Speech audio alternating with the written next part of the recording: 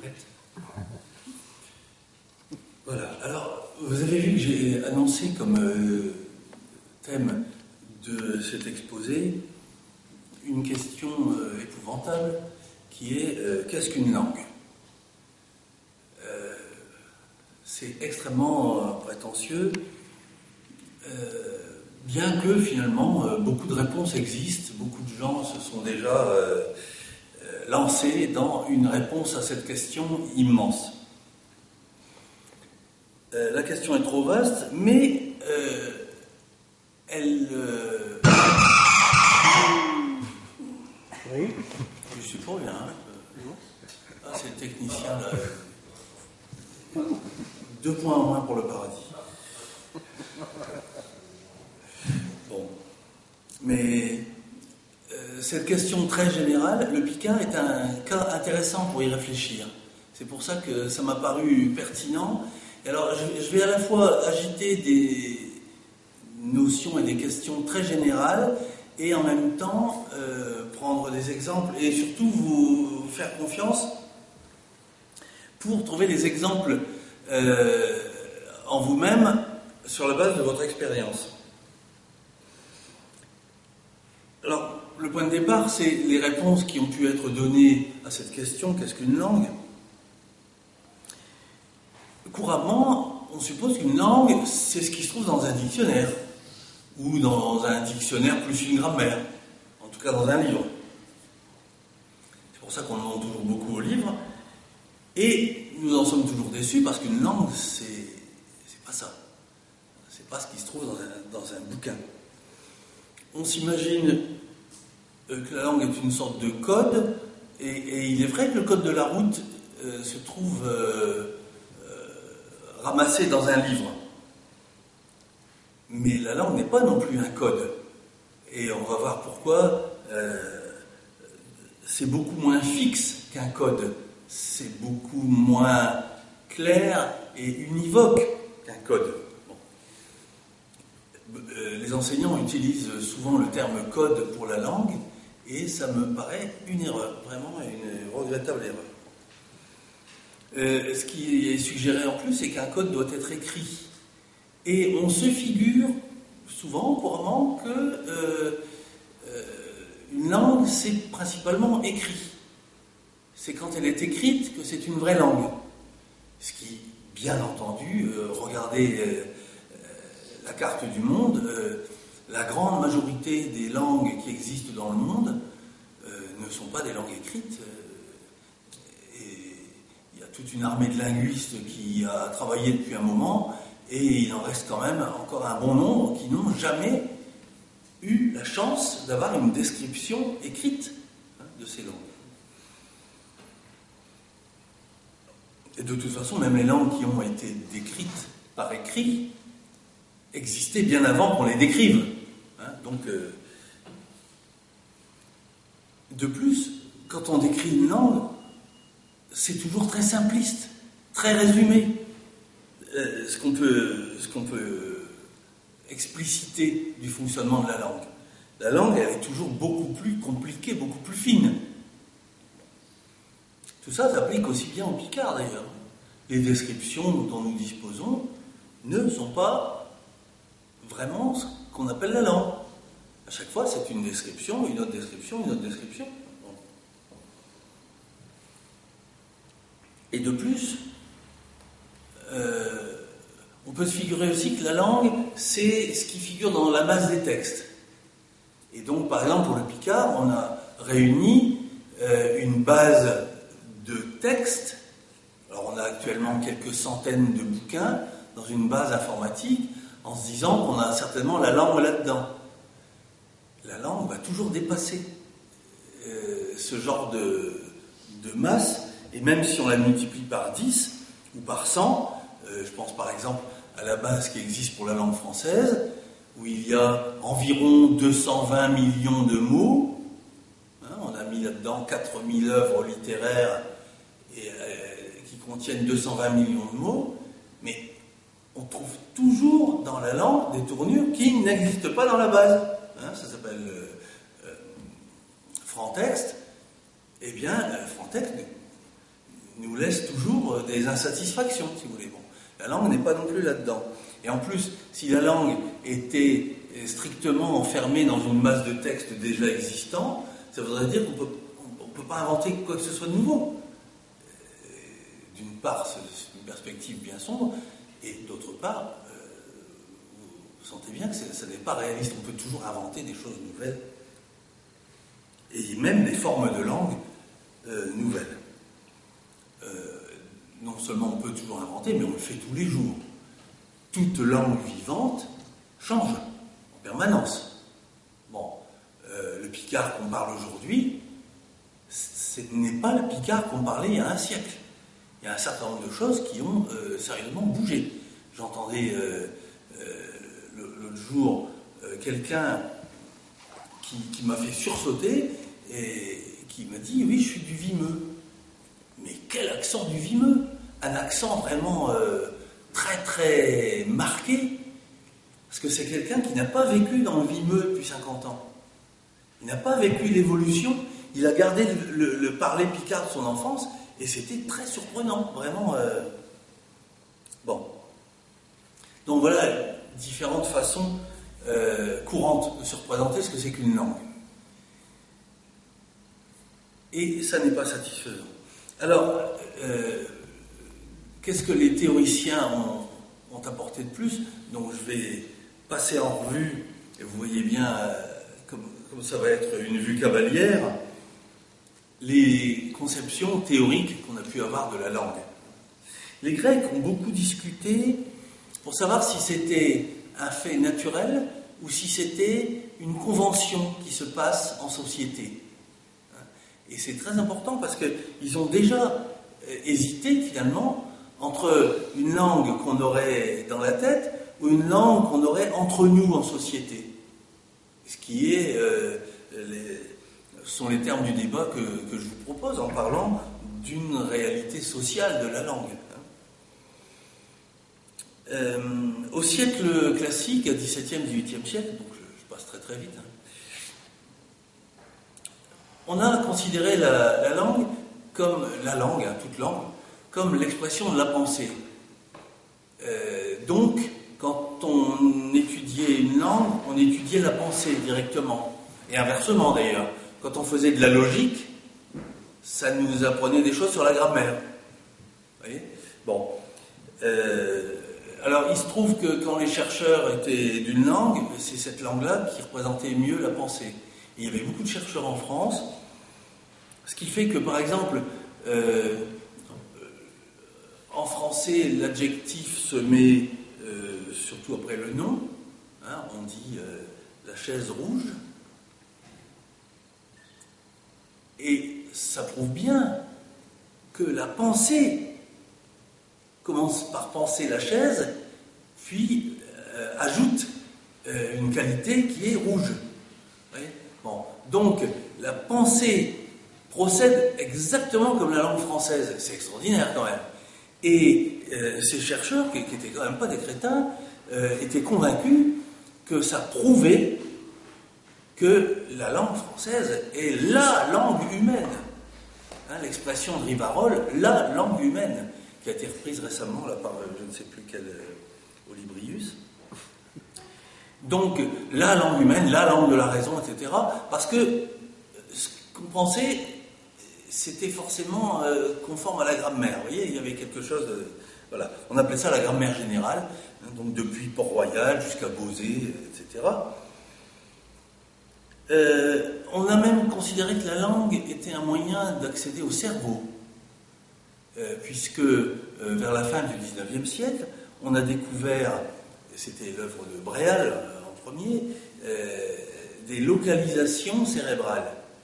Autrement dit, quand on constate que quelqu'un, par exemple, perd ses adjectifs de couleur, c'est peut-être que dans le cerveau, il y a une partie qui est blessée, celle qui contient les adjectifs de couleur. Alors, c'est cette théorie des localisations cérébrales, qui paraît un peu naïve chez Bréal, elle est aujourd'hui en plein boom, si j'ose dire. C'est ce qu'on appelle la neurolinguistique. Et les neurolinguistes font des recherches tout à fait passionnantes sur ce sujet, en gros dans la lignée des localisations cérébrales. Alors vous voyez, ce courant que je disais de grammaire générale, à savoir que la grammaire nous apprend des choses sur la pensée et même des choses sur le cerveau, théories du XVIIe siècle, et qui sont aujourd'hui en plein boom. C'est ce qu'on appelle le cognitivisme, c'est ce qu'on appelle la neurolinguistique, ou un certain nombre d'autres noms savants de ce genre-là. La langue serait une espèce de machinerie que nous aurions dans le cerveau.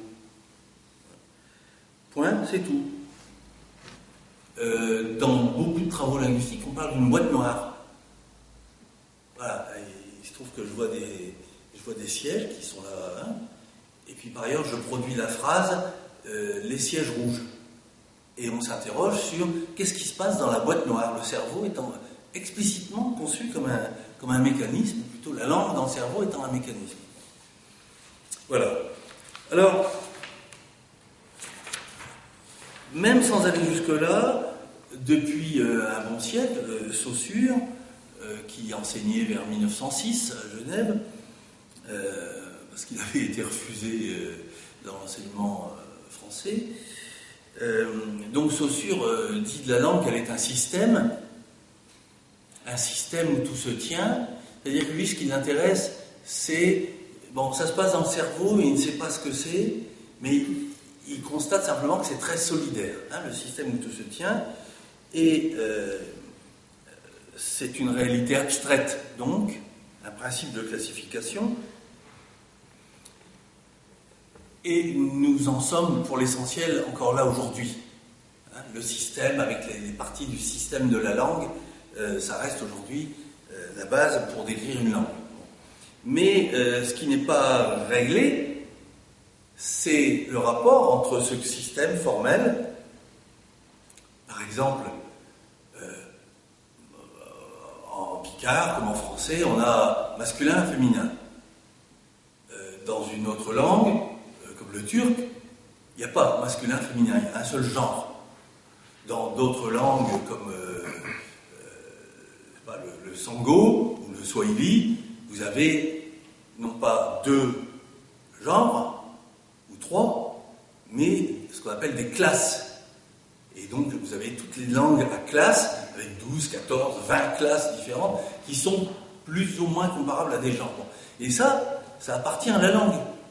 On ne peut pas changer ça. Le fait qu'on ait masculin et féminin, on ne peut pas changer, on ne peut pas s'en passer, on n'a pas le choix. Hein. Donc, quel rapport y a-t-il entre cet élément de système et ce qu'on en fait dans le discours? Par exemple, qu'on oublie le féminin. Par exemple, qu'on met le féminin avec des formes du masculin. Quand on dit chez femmes, ils sont marrantes, hein, chez femmes, ils sont belles, on met un i qui est un pronom également masculin et féminin en picard. Il est vrai qu'on peut mettre elles sont. Hein. Chez femmes, elles sont belles. Mais on peut dire aussi, chez femmes, ils sont belles. Voilà. Bon. Entre ces paroles et le système de la langue, on ne sait pas bien faire la liaison, vous voyez, entre cet usage et ce système, hein, ou entre ce système et cette parole. C'est ce que Saussure oppose langue et parole. Quoi. Donc là, il y a un problème qui n'est pas réglé depuis un siècle, qu'on continue à essayer de régler. Alors, une des réponses a été de dire la langue, c'est peut-être pas un système, mais un ensemble de petits systèmes qui s'emboîtent. C'est-à-dire un système de systèmes.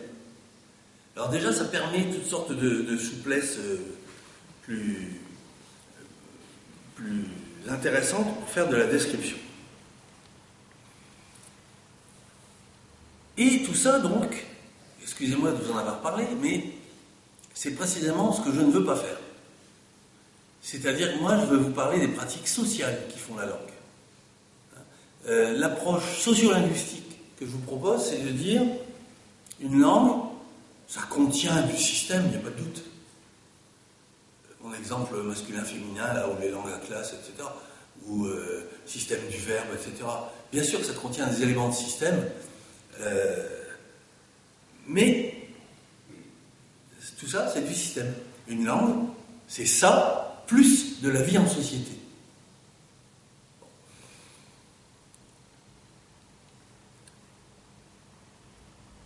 Donc, quand on parle de système, je pense aux travaux de Fernand Carton sur la phonétique. Bon.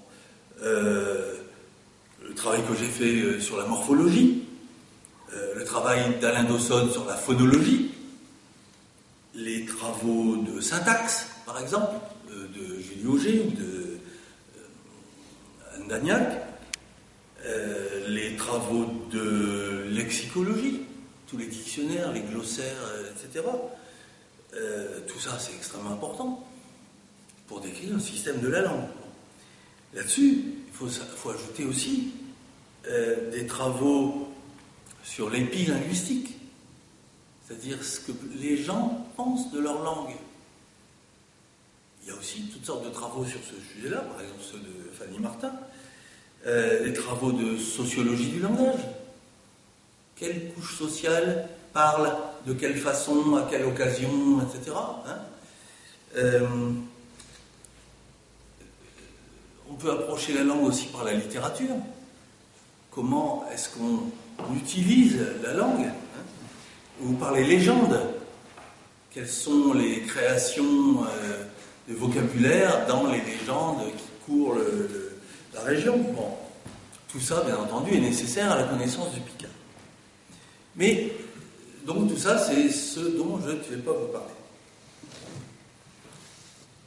J'ai avancé cette idée que, à travers le Picard, c'est notre vie en société que nous vivons, que nous rêvons peut-être, d'une façon indirecte. Comment est-ce que ça peut se faire? Alors, je vais vous montrer. Ça peut se faire sur la base d'un point de départ qui est que un être humain parle comme les autres êtres humains. Voilà. Donc, on parle comme... Ah, normalement, il y avait l'image, là, tiens. Bon, tant pis. Excusez-moi, bah, tant pis. Ça va compromettre un peu la suite, mais c'est pas grave.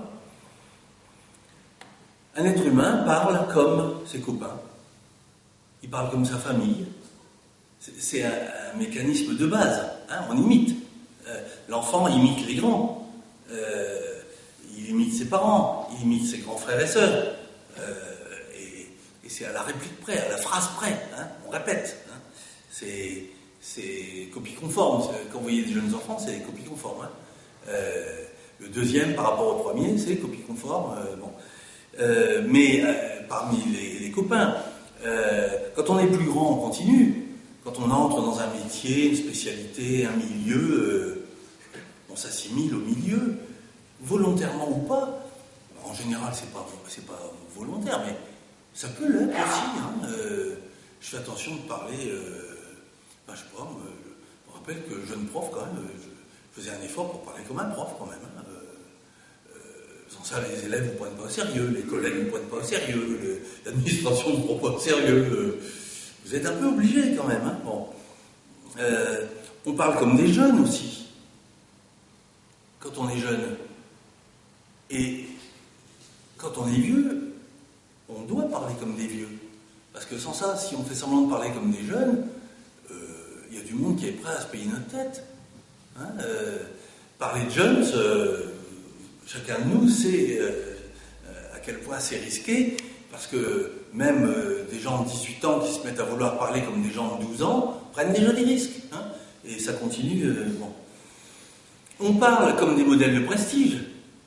Ah, on a entendu un tel, une telle, etc. Et ça nous influence, qu'on a envie de suivre. Bon. On parle comme les gens de ma coin. Donc, je pense au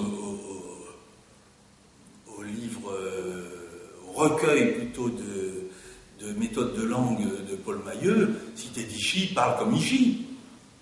Voilà. Hein. Et donc, le jour où je veux montrer que je suis d'Ichy, eh ben, je parle comme Ichy. Bon. Selon les occasions aussi. C'est-à-dire qu'il y a des occasions où je parle d'une certaine façon. Et 2 heures après, si je change de contexte, je parlerai d'une autre façon. Hein. Donc, ça dépend de ce que je veux faire aussi.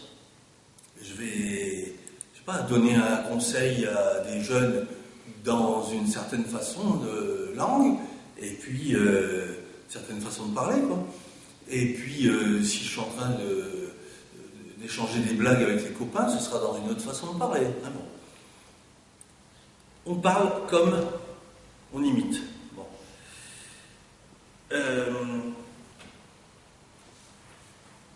Alors, ça touche à énormément de choses, ce que je vous dis là, parce que,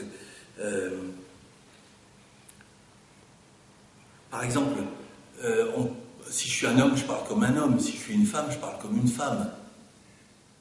Dans l'ensemble, c'est ce qui s'applique. Et donc, j'ai appris à parler comme un homme. Je sais pas, vers 6, 7, 8 ans peut-être. J'ai appris à parler comme ça. Là, je caricature, mais parfois, la réalité des pratiques des enfants, ça ressemble à la caricature aussi. Ça nous fait rire. Hein, bon. Et donc, on se construit en même temps. Hein.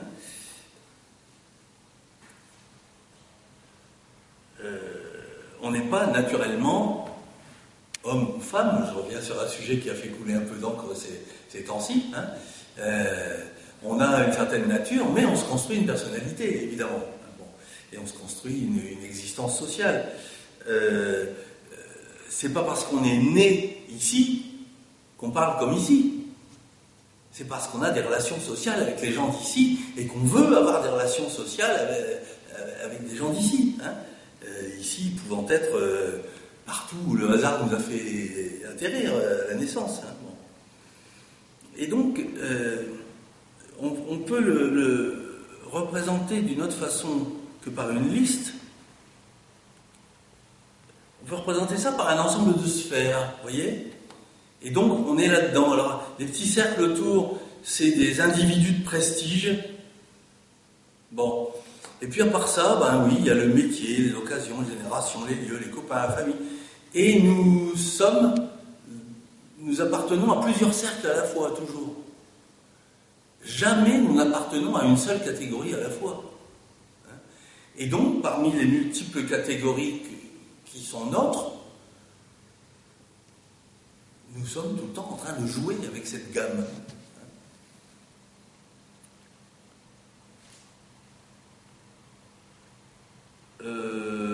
Là, non, oui, il y avait un schéma normalement, excusez-moi, hein, ça n'a pas bien transcrit, avec, en fait, une galerie de personnages.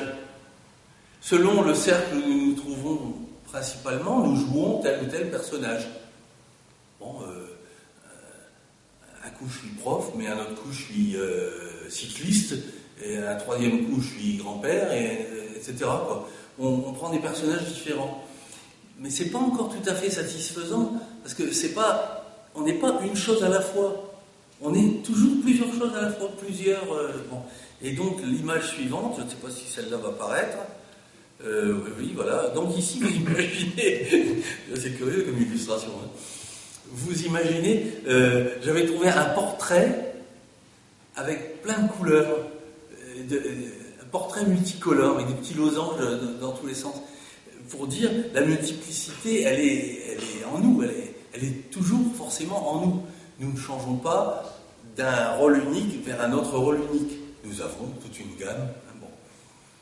Voilà. Et puis, là, il y avait un dessin... Oh là là, quelle catastrophe. Là, il y avait un dessin simplement pour représenter le fait que le cerveau est capable de gérer tout ça. Et bien plus encore. Nous sommes capables d'avoir 25 façons de parler et de les organiser et de les placer exactement au bon moment, etc.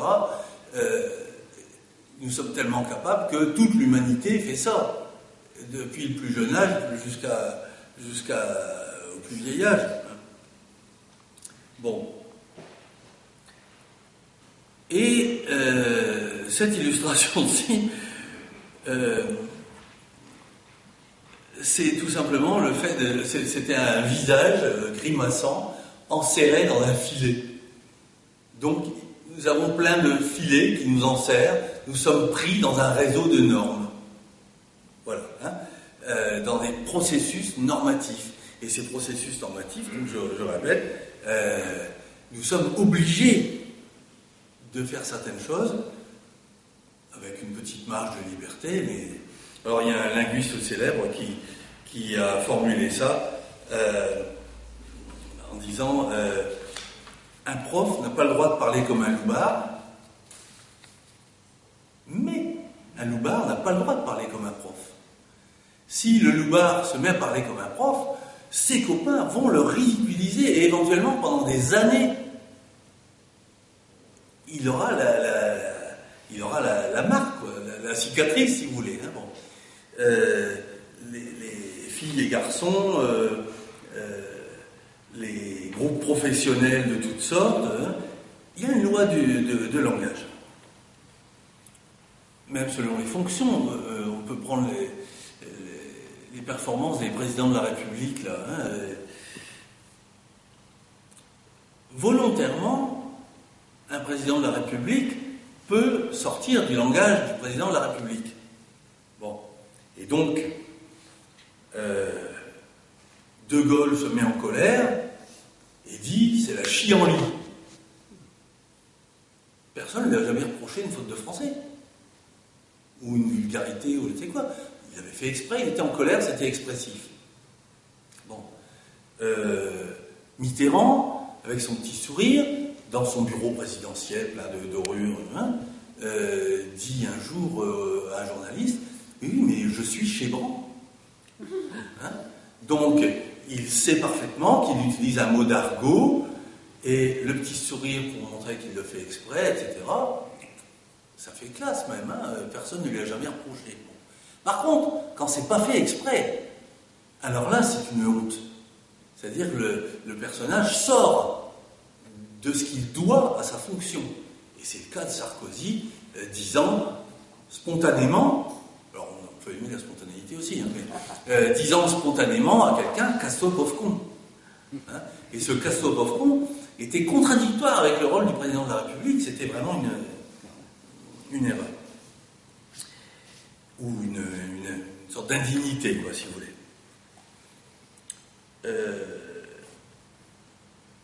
Dans les sanctions, bien sûr, il y a le ridicule, il y a les critiques, etc. Mais il y a essentiellement le fait qu'on est exclu quand on ne respecte pas la loi du milieu. Et l'école, de ce point de vue-là, sert à exclure et à inclure. Si vous réussissez bien à l'école, vous êtes inclus dans non seulement l'école qui réussit, mais on suppose même que ça va vous inclure dans un diplôme ou une profession un peu enviable. Vous voyez le paradoxe quand même. Si l'école, en 10 ans, n'a pas réussi à vous faire apprendre quelque chose, logiquement, elle devrait vous imposer une 11e année. Mais non, c'est le contraire. Elle vous exclut. Et ceux qui ont droit à la 11e année, c'est ceux qui ont déjà réussi les 10 autres. Il y a quelque chose de tout à fait paradoxal. Et l'école, donc, sert à inclure et à exclure, comme tous les milieux sociaux, finalement. Alors, est-ce que c'est une souffrance d'avoir ce réseau de normes autour de nous? Non. Parce qu'à travers ces normes, à travers ces processus normatifs d'imposition, d'interdiction, nous construisons, bien sûr. Nous construisons comme hommes ou femmes, comme adultes, comme tel ou tel milieu, telle ou telle profession, etc., etc. Ça fait partie des processus constructifs. Là, si vous voulez, je rentre dans la psychologie sociale, quoi. Bon. Mais ça fait partie de la construction de l'individu, de se heurter à des normes, et les normes langagières sont déterminante dans la construction des êtres sociaux que nous sommes. Vous remarquez que jusqu'à présent, j'ai parlé de pratique langagière. C'est le mot qui est à la mode chez les linguistes depuis... Enfin, c'est plus qu'une mode, c'est une notion qu'on utilise depuis une vingtaine d'années. On peut parler aussi de parler, de parole, de parlure, de variété, de langage. Mais tout ça, c'est pas la langue. Ce que je vais vous faire remarquer, c'est que tout ce que je vous décris là, ça concerne les façons de parler. J'imite un tel. Bon, ça concerne la parole. Bon. Qu'est-ce que c'est d'autre, une langue? Eh bien, une langue, c'est un terme dont tout le monde pense que ça existe. Et pourtant, on ne la rencontre jamais. Je vous ai dit, dans les livres, non, elle n'est pas là en entier. Dans les discours, elle n'est pas là en entier non plus. Elle est derrière, certainement, mais bon. La langue, on la ressent comme une espèce de principe de classification. Certaines façons de parler qu'on appelle telle langue, certaines façons de parler qu'on appelle telle autre langue. Ça sert à classifier des façons de parler. Vous savez bien que il faut peu de choses pour que si je m'éduige comme chaud, hop, vous dites ça y est, ting, je classe, il parle picard. J'ai dit très peu de choses là. Éventuellement, même si je dis simplement une shot phrase, hop, ça suffit. Une shot phrase, vous dites ça y est, il parle picard. Bon, j'ai dit deux formes picardes, un shot. Donc vous voyez, la langue, c'est un principe de classification des paroles. Saussure qui dit ça, Saussure dont on a fait ensuite une espèce de grand prêtre de la langue comme monument de marbre. Saussure dit ça, il dit la langue c'est un principe de classification, c'est-à-dire qu'il est beaucoup plus fin que beaucoup de ses successeurs.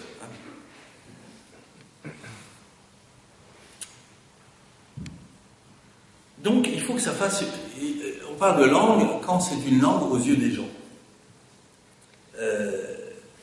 Le mot langue, remarquez bien, ne vient pas du mot parler. Il vient d'un nom, lingua, qui est un nom central dans la civilisation romaine telle qu'elle a été aussi transmise par l'Église catholique. Donc,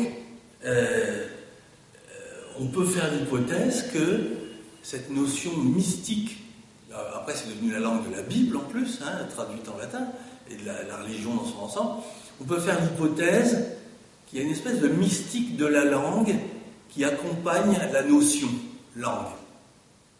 D'ailleurs, donc il n'y a pas de parenté avec le parler, et puis il arrive qu'on ne s'en occupe pas des langues. Il arrive qu'on dise « Ouais, moi je parle comme je parle, quelle que soit la langue. » Donc dans les enquêtes qu'on a pu faire au laboratoire, on a ce genre d'exemple. Ouais, on parle comme on parle, on ne sait pas si c'est les langues. Ou bien, un tel, sa façon de parler, oh là là, il y a de ceci, il y a de cela. Il y a du polonais, il y a de l'allemand, il y a du français. C'est sa langue à lui, quoi. Vraiment, il n'y a que lui qui comprend, il n'y a que nous qui comprenons, voilà. Et les langues, c'est pas le problème.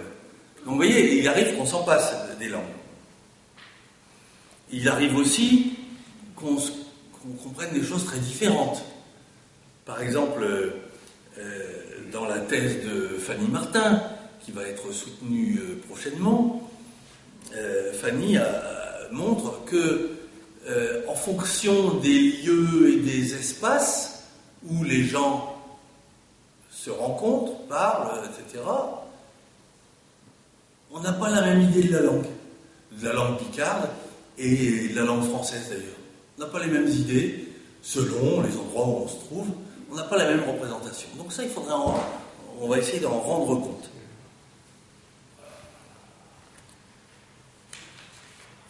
Alors, est-ce que la prochaine sera lisible? Oh là là. Bon.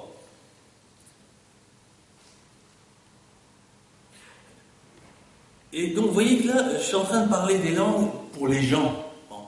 Mais les gens, souvent on les appelle les locuteurs. Les linguistes parlent des locuteurs. Hein. Les gens qui parlent une langue, c'est les locuteurs. En fait, c'est pas suffisant. Tout ça, ça se passe dans le rapport entre les gens et les langues, mais les langues qu'on parle, les langues qu'on entend et qu'on comprend. Donc c'est locuteur, auditeur. Et on comprend beaucoup plus de choses qu'on en parle, finalement. Donc au total, il faudrait toujours parler de locuteur-auditeur. Notre langue, elle est plus dans nos oreilles que dans notre bouche. Bon. Eh bien, ce que je viens d'évoquer, il y a un troisième terme aussi, qui est locuteur-auditeur. Et on a tous une certaine idée de ce qu'on parle, de ce que parlent nos proches, nos voisins, etc. Donc on est tous des descripteurs. Il faudrait toujours parler de locuteur, auditeur, descripteur. Voilà les gens. Hein, nous faisons partie des gens, bien sûr, mais les gens en général, ce ne sont pas des machines à parler, non. Ce sont des gens qui parlent et qui écoutent, mais ce n'est pas non plus des machines à parler et écouter. Les gens ont des idées sur les langues.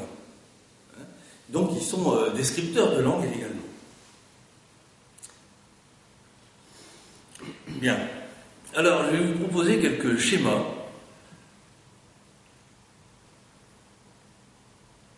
qui, me semble-t-il, aident à penser ce que c'est qu'une langue. Et ça s'applique à toute langue, et on peut l'appliquer en particulier au picard. Donc, c'est Lepage et Tabouret-Keller qui proposent ce schéma. Ce qu'ils disent, c'est que tout... on voit le curseur, mais bon. Tout ce que nous faisons là est l'objet d'une tension, hein, d'une contradiction, si vous voulez, entre la dispersion et la focalisation. Ce sont des images de lumière. Hein, la lumière peut être focalisée ou au contraire dispersée. Bon. Et alors, le comportement linguistique, c'est-à-dire la façon dont on parle, ça peut être à droite très focalisé, la langue stable, le noyau de la langue, si vous voulez, le noyau éternel, le noyau normatif. Je vous donne un exemple. L'interrogation, ça s'exprime par l'inversion du sujet. Le voisin vient-il? C'est ce qu'on lisait dans une grammaire il y a 50 ans.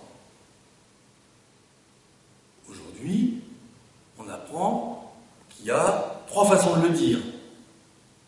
Le voisin... Est-ce que le voisin vient? Le voisin vient-il? Ou bien le voisin vient? Point d'interrogation. Il y a 3 façons de le dire.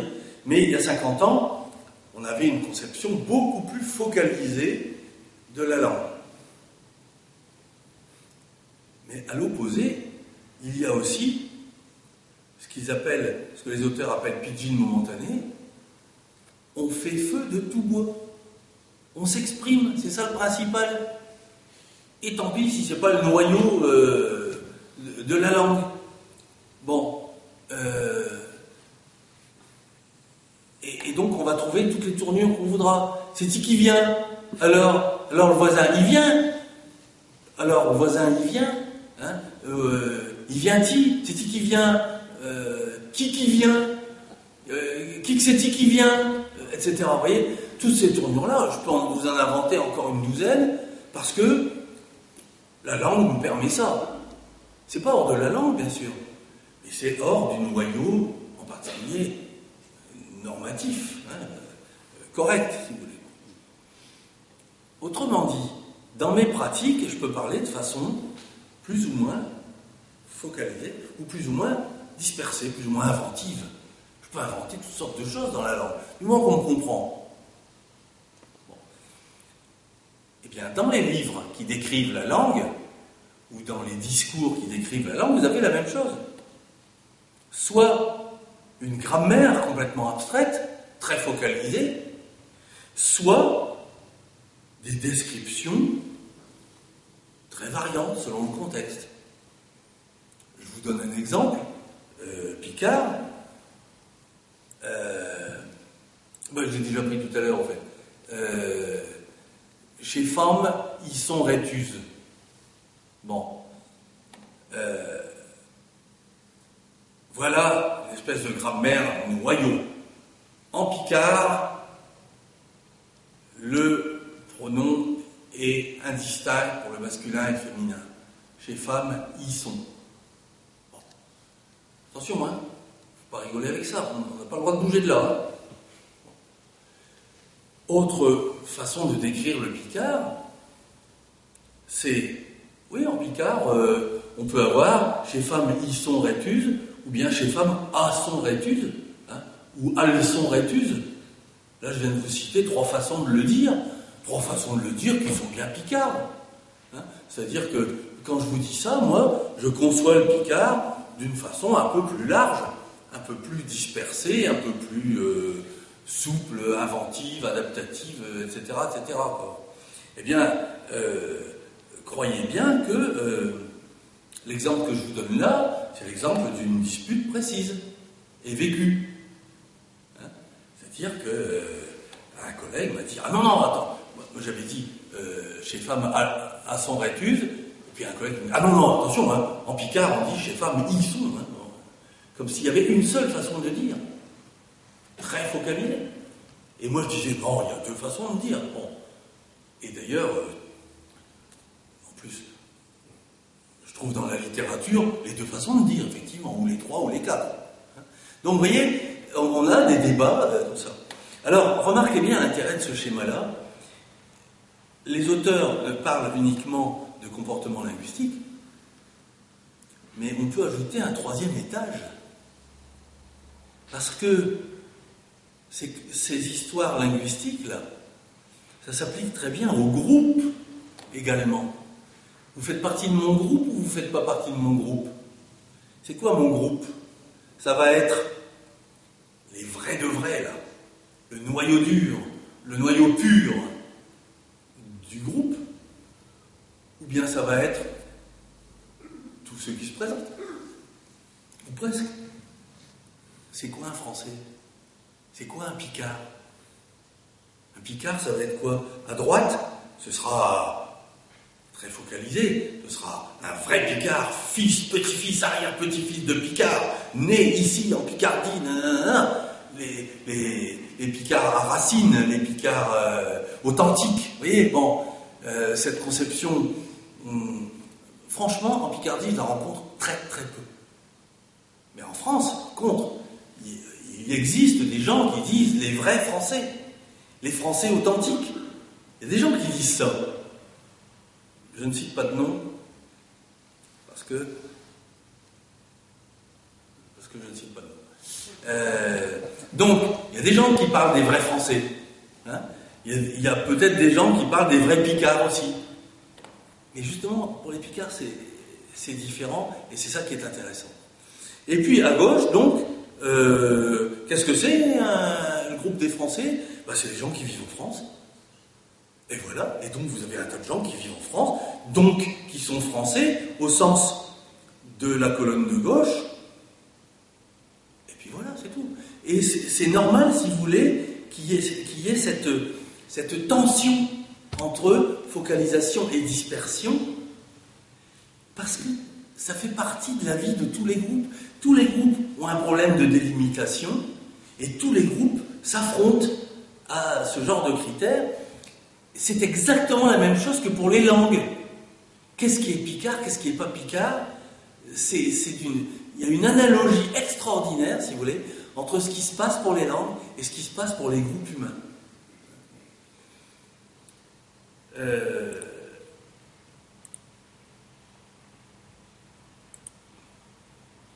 Bon.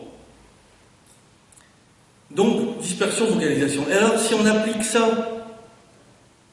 à une situation à deux langues, parce qu'une langue n'est jamais seule, on ne devrait jamais utiliser le mot langue au singulier, il y en a toujours plusieurs en présence. J'applique le même schéma pour la langue A, et puis je le mets en symétrique pour la langue B. Hein, ah oui, là, ce serait un peu différent d'ailleurs. Voilà. Hein.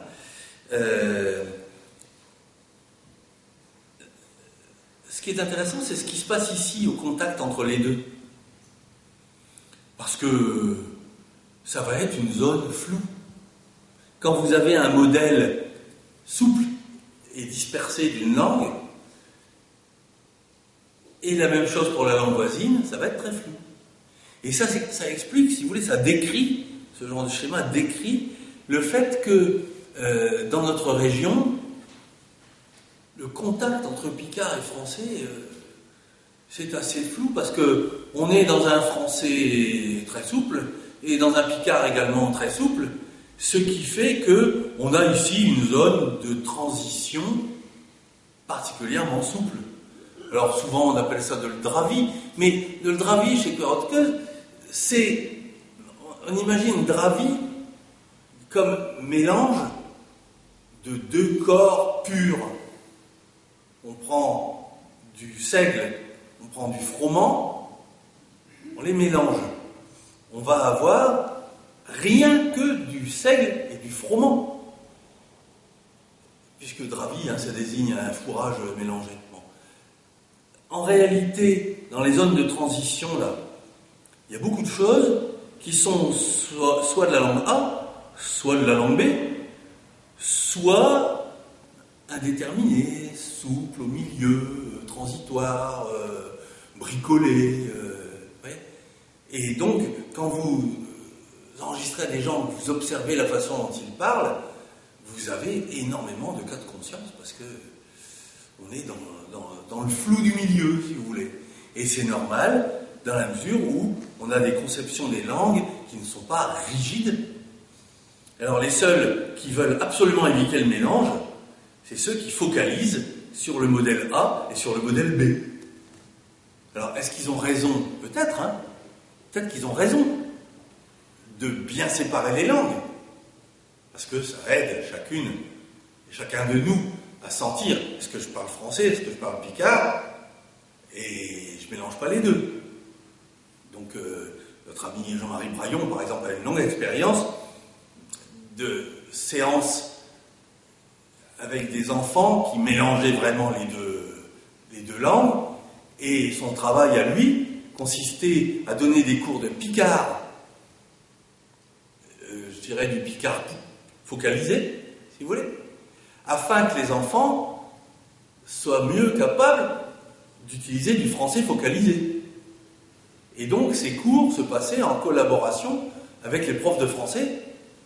Et les profs de français étaient contents d'avoir du français focalisé, c'est-à-dire débarrassé du picard. Bon. Donc vous voyez, ce sont des questions pratiques qu'il y a derrière ces notions-là.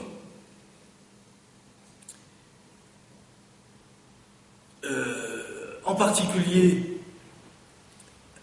ça nous renvoie à une autre circonstance, qui est que le picard et le français sont deux langues très proches, comme vous savez. Pourquoi? Parce qu'elles font toutes les deux partie du sous-groupe des langues d'Oïl. Et donc, au cours de l'histoire, elles ont toujours été ensemble, et au fur et à mesure que le français s'est construit, il a chassé des formes picardes, et au fur et à mesure que le picard s'est construit, il a chassé des formes françaises pour construire la différence. Autrement dit, les langues que nous avons appelées au laboratoire des langues collatérales, la relation de proximité, elle se passe ici. Et bien, ça fait 800 ans qu'on bricole, qu'on s'amuse avec cette zone de limite entre deux langues très proches. Voilà. Ce cas de langue proche qui pose plein de problèmes de distinction, nous avons cru au début avoir quelques exemples sous la main, et en fait c'est une avalanche d'exemples. Dans toutes les langues du monde, je crois qu'on peut l'affirmer, on a ce problème d'une variété A, d'une variété B, et ça dépend comment on conçoit la langue A et la langue B pour réussir à concevoir la transition entre la langue A et la langue B. Donc c'est un schéma extrêmement général qui repose sur une notion historique très générale, à savoir que les langues se séparent et émergent au cours de l'histoire. Donc les langues, on apprend qu'il y a des langues qui meurent, c'est vrai aussi, mais il y a en permanence des langues qui naissent par émergence. Et ça se passe dans cette zone du double trait. Donc vous voyez que le Picard nous fait réfléchir sur des réalités linguistiques très générales. Ah, j'avais un autre schéma. Bon. Excusez-moi, il faut que je regarde l'heure là parce que. 6h30. Bon. Et oui, donc il nous reste très peu de temps. Je vais passer sur un schéma. Tout ça, toute cette réflexion-là, ne se fait pas par miracle, bien sûr. C'est parce que nous sommes des descripteurs. Nous sommes tous des descripteurs. Alors, les linguistes croient qu'ils sont les seuls descripteurs. Bon. Mais c'est pas vrai. Nous sommes tous des descripteurs. Et donc, quand nous pensons avoir une langue, ça veut dire que nous entendons une forme linguistique. Nous nous disons, ah tiens, ça c'est du picard. Bien, ça c'est du flamand. Bon. Et du coup, nous pouvons avoir un jugement de valeur tout de suite. Ah, le picard c'est beau, ou c'est intéressant, ou ça me plaît. Ou bien, ah, le picard, quelle laideur. Ah, vraiment. Voilà. Un co, c'est un co. Bon. Eh ben, il y a des gens pour qui un co, c'est pas beau, quoi. Bon. Puis d'autres pour qui un co, bah ouais, c'est une façon de le dire plutôt sympa. Vous voyez, nous sommes pleins de jugements de valeur dans notre observation des langues à tout instant. Alors, tout ça, ça peut se montrer très facilement avec des méthodes de psychologie sociale. Bon. Mais c'est aussi des discours épilinguistiques, les discours des gens sur les langues, dont Fanny parlera bientôt à sa soutenance. Et oui, alors donc on a des jugements de valeur, et puis du coup, on a un jugement de valeur sur toute la langue. Il y a des gens qui disent, je sais pas, un co puis un tien, des gens qui disent, ah c'est bien, c'est sympa. Ils ont une idée sympa de toute la langue, du coup. Et ceux qui trouvent que c'est laid, se figurent aussi toute la langue comme laide. Et tous les discours tenus dans la langue. On valorise le discours en fonction de ce qu'on a identifié et jugé. Vous voyez, on peut le décomposer, ce travail-là. Et puis après, selon ce qu'on a identifié et jugé, on imite. Moi, j'ai trouvé qu'un co, c'était marrant. Je vais le répéter, bien sûr. Je vais le placer, je vais plaisanter avec, etc. Bon. Donc, tout ça, c'est un travail qu'on peut analyser, alors de façon un peu hypothétique, parce que, évidemment, on n'est pas là-dedans, mais on peut montrer qu'il y a à la fois identification des formes. Quand vous ne connaissez pas une langue, vous n'identifiez pas les formes. Vous savez bien, une langue qu'on ne connaît pas, on n'entend même pas les mots. On n'isole même pas les mots. Bon. Donc, identification des formes, il y a ce qu'on se figure être la langue, il y a le jugement qu'on porte sur tout ça, et il y a les conséquences qu'on en tire. Bon. Tout ça s'applique bien sûr énormément à la vie du Picard, à la vie, à l'avenir du Picard. C'est-à-dire que si on connaît et si on a une idée positive, on peut continuer la boucle et les mettre en pratique. Mais si on ne connaît pas du tout, qu'est-ce que vous voulez qu'on fasse déjà? Bon, et si on n'a pas une idée positive, et donc vous savez que les jugements négatifs sont encore aujourd'hui dominants sur ce qui se dit en Picard. Bon. Comment voulez-vous que ça continue? Je vous donne un exemple. Je prends une phrase, enfin plus exactement, j'avais demandé à des étudiants d'enregistrer un peu dans leur famille. Il y en a une qui me rapporte un petit enregistrement. Elle était d'une famille où on parlait Picard. Et vraiment, spontanément. Hein. Et cette jeune fille qui était en 3e année de licence et qui suivait... non, elle ne suivait pas de cours de Picard, celle-là, justement. C'était en cours de linguistique française que je leur avais demandé ça. Donc, elle enregistre, elle transcrit ce qu'on a dit autour de la table familiale. Et il y avait une phrase qui était à peu près celle-ci. Chez Jean, il passe thé comme chaud. Les gens pensent comme ça. Il passe thé comme chaud. Il passe thé. Vous savez bien que ce « et », il est là uniquement parce que on a besoin d'une voyelle à cet endroit-là pour prononcer. Donc ça, ce serait chez Jean, il passe. Parce qu'en Picard, on prononce le T final. Ça, c'est un fait de système, vous voulez. On prononce le T final. Chez Jean, il passe.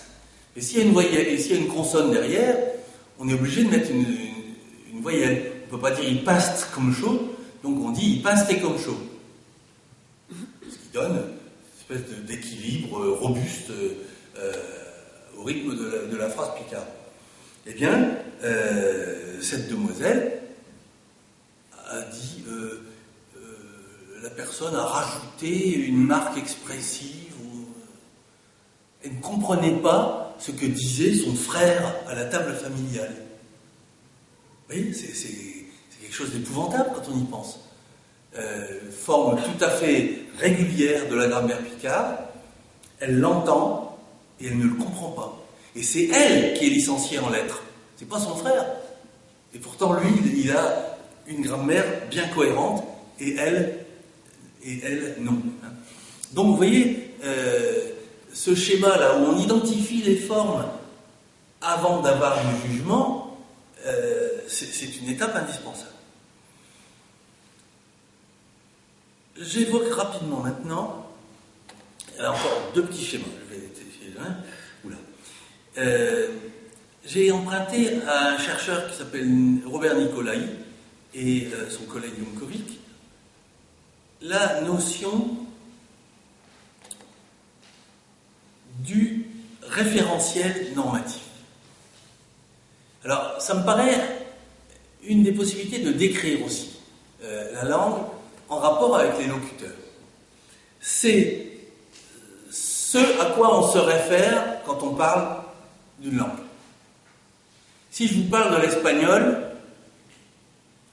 j'ai une certaine idée de l'espagnol.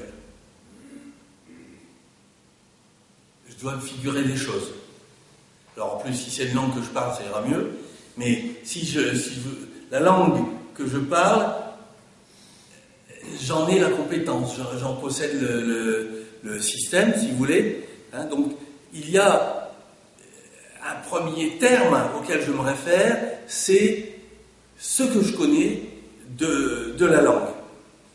Et puis, il y a un deuxième terme qui est ce qu'on trouve dans les livres, ce que je suis capable de vous expliquer. Je suis capable de vous expliquer, oralement ou par écrit, ce que j'entends par le Picard. Mais, comme on disait tout à l'heure, je n'arriverai jamais à expliquer en entier. Ça va toujours être partiel. Éventuellement, ça va être sous forme de prescription. Ça va être de dire, en Picard, vous devez mettre ceci ou cela. Vous voyez ? Et ce deuxième terme, donc, il est explicite. le référentiel normatif du premier type, il est implicite, c'est les idées qu'on a, la connaissance qu'on a, le système qu'on possède. Le référentiel normatif de type 2, il est explicite. Et le troisième, on va en parler moins, c'est ce qui se passe dans l'interaction. On va être en train de discuter, on va glisser un tchou, et l'interlocuteur va exactement comprendre qu'on est en connivence. C'est le niveau de la connivence, par exemple, ou le niveau de l'absence de connivence. Si je dis un tchou de tasse, et puis que les gens jugent ça très vulgaire, je suis mal barré. Hein. Vous voulez du café? Oh oui, un tchou de tasse. On regarde comme ça. Bon, donc vous voyez, c'est des choses qui se jouent entre les acteurs. Bon. Et donc, pour ma part, j'ai utilisé référentiel normatif ou RN1, il est implicite, RN2, il est explicite. Alors, l'avantage de faire cette distinction, c'est que vous apercevez de tous les décalages. Nous avons dans la tête un RN1, nos conceptions de telle ou telle langue que nous rencontrons ou que nous possédons. Bon. Nous avons l'implicite. Bon. Et quand vous regardez les descriptions, ça ne colle pas. Ou ça colle d'ailleurs, hein, mais en tout cas, il y a des possibilités de décalage. Bon. Et donc, c'est ce qui... ça permet d'analyser tous ces discours des gens sur les langues. Alors vous voyez bien que, en ce qui concerne le Picard, on a une abondance de discours. Hein. Par exemple, l'Agence pour le Picard, qui nous invite ce soir, regroupe des gens qui produisent des chansons, des discours, des textes, des notices, voilà. Bon. Et donc, on a une matière ici où on peut vraiment mettre en comparaison les RN1, ce que parlent les gens, et les RN2, ce qu'ils disent explicitement. L'exemple que je vous prenais tout à l'heure avec Schaeffer, Misson, Réthuse est vraiment très typique, puisque, comment dire, spontanément, ils disent oui, Schaeffer, Masson, Réthuse. Bon, si on m'impose une grammaire qui dit I, je le sens comme un corps étranger un peu. Par contre, les grammaires écrites, etc., sont extrêmement importantes sur le plan institutionnel. Et donc, à l'agence, on s'est donné beaucoup de mal, enfin, ils se sont donné beaucoup de mal, pour publier une méthode de Picard. Ce qui est écrit est extrêmement important, bien sûr. On avait la méthode ancienne de René Debry. René Debry, qui est un des fondateurs du Centre d'études Picard, a publié une sorte de méthode assimile, hein, méthode assimile qui est encore aujourd'hui tout à fait utilisable, mais qui est épuisée. On a eu les ouvrages du même genre d'Alain Dawson chez Assimile également, hein, le Picard de poche, le Ch'timi de poche. Bon. Et puis il y a maintenant une publication de l'agence, une méthode de Picard également. Bon. Donc vous voyez, tout ça c'est du RN2, c'est de l'explicite. Et il faut que ça rencontre les locuteurs, qui eux ont dans la tête du RN1. Bon. Donc cette distinction permet d'articuler la réflexion. Hein, Enfin, je vous ai parlé tout à l'heure de ça, non ? Cette spirale pourrait être bien dessinée, mais elle est bien dessinée dans une publication qui en a été faite, et là je n'ai retrouvé que le brouillon, vous m'excuserez. Ce que je veux donc vous faire remarquer, c'est que cette variation qu'on a, on l'explicite, on en prend conscience. On se dit, ah oui, c'est comme ça ici. Bon, c'est ce que je disais tout à l'heure à propos de si t'es d'Ichi, parle comme Ichi. Ben oui, on en prend conscience. Et puis on s'y attache, on dit ça c'est nous. Bon. Et on l'élabore, on le construit, on systématise. Par exemple, on a pu montrer que dès les premiers textes au XIIe siècle, au niveau même de la chanson de Roland, on a des formes comme chez, pour dire c'est, hein, donc c'est chevaux, quelque chose comme chez quevaux.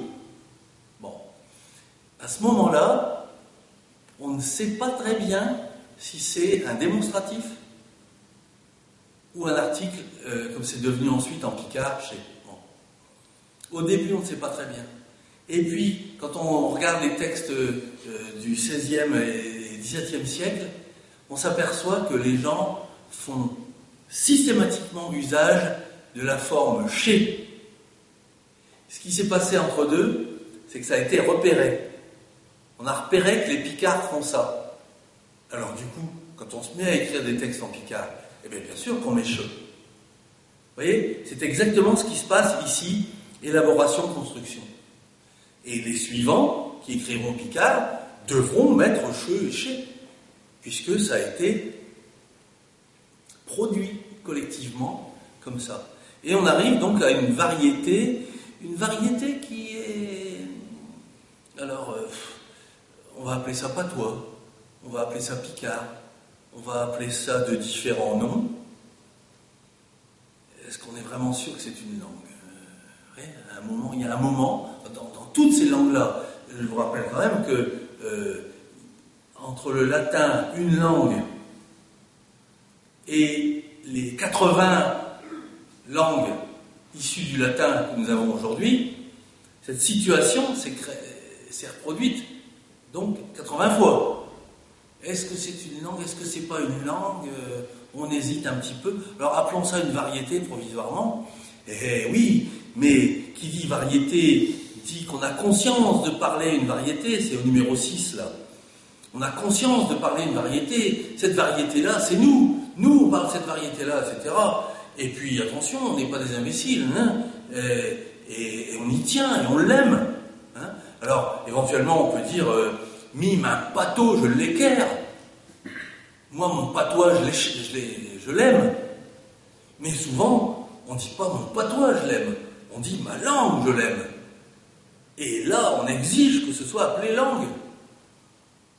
C'est ce qui nous arrive exactement aujourd'hui dans le domaine picard. Hein. Dans le domaine picard aujourd'hui, dans le sud du domaine picard, on dit, attention, hein, le picard c'est une langue. Dans le nord du domaine picard aujourd'hui, on dit, ouais, on en est au numéro 5, 6, 7, si vous voulez. Hein? Ah oui, on l'aime, on y tient, etc., notre patois. Bon, on n'a pas complètement fait le terme de la spirale, si vous voulez. Ce qui est peut-être important, peut-être pas. Parce qu'après tout, qu'est-ce qui est... Pour continuer à le parler, pour que cette langue ne disparaisse pas, s'il y a un gros investissement identitaire, peut-être que le mot patois n'a pas d'importance. Mais s'il n'y a pas d'investissement identitaire, peut-être que le mot langue n'apporte rien de plus. Vous voyez, pour moi, ce ne sont que des mots, et les gens vivants font des usages variés des mots. Certains y tiennent comme à la prunelle de leurs yeux.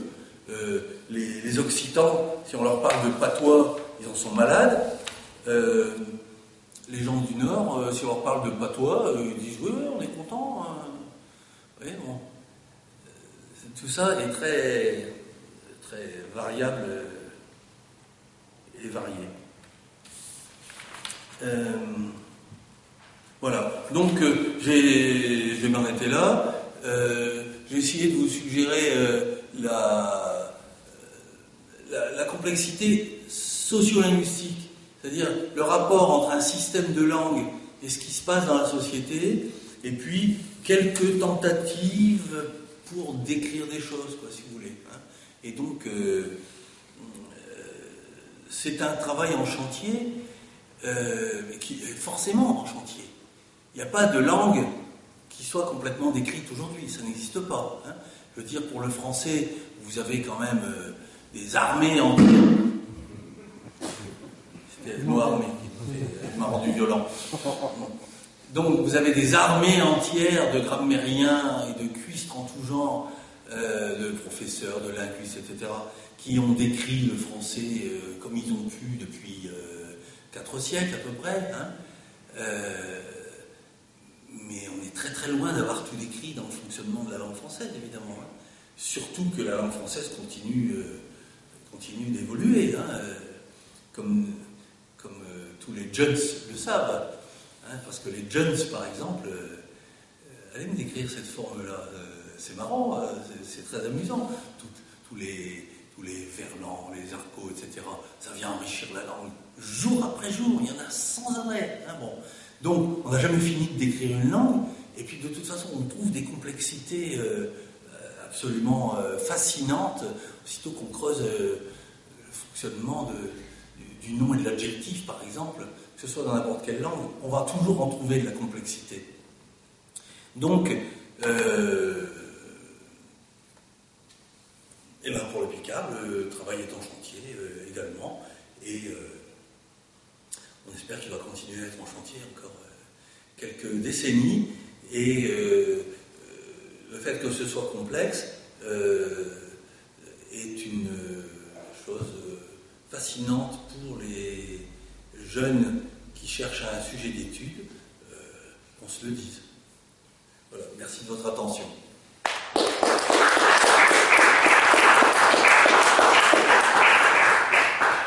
Et donc, on a peut-être quelques minutes pour des objections et des questions.